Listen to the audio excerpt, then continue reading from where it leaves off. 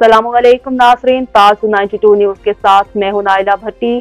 चलते हैं आज की अहम खबर की तरफ।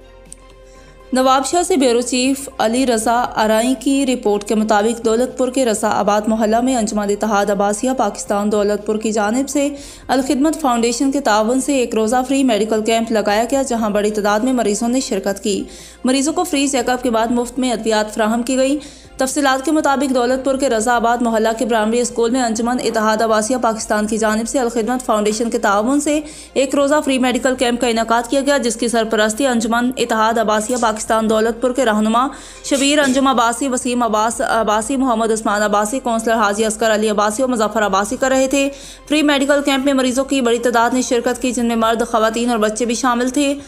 अल खिदमत फाउंडेशन के माहिर डॉक्टर मोहम्मद मारूफ, डॉक्टर अब्दुल हसीब, डॉक्टर अब्दुल रशीद हाशमी ने मरीजों का मुफ्त चेकअप के बाद मरीजों को फ्री में अद्वियात फराहम की। इस मौका पर अंजुमन इत्तेहाद अब्बासिया दौलतपुर के रहनुमा शबीर अंजुम अब्बासी ने सहाफ़ियों से बातचीत करते हुए कहा कि हमने पहले भी एक फ्री मेडिकल कैंप सफन मोहल्ला में लगवाया था और आज रसाबाद मोहल्ले में फ्री मेडिकल कैंप लगाने का मकसद यहाँ के गरीब मस्कीन मरीजों को फ्री चेकअप के बाद मुफ्त में अद्वियात मिल सके। इंशाअल्लाह आइंदा भी अंजुमन इत्तेहाद अब्बासिया पाकिस्तान दौलतपुर के ज़रिए एहतमाम ऐसे फ्री मेडिकल कैंप लगाते रहेंगे ताकि गरीब और मजबूर मरीजों को उनकी दहलीज पर मुफ्त इलाज की सहूलत मिल सके।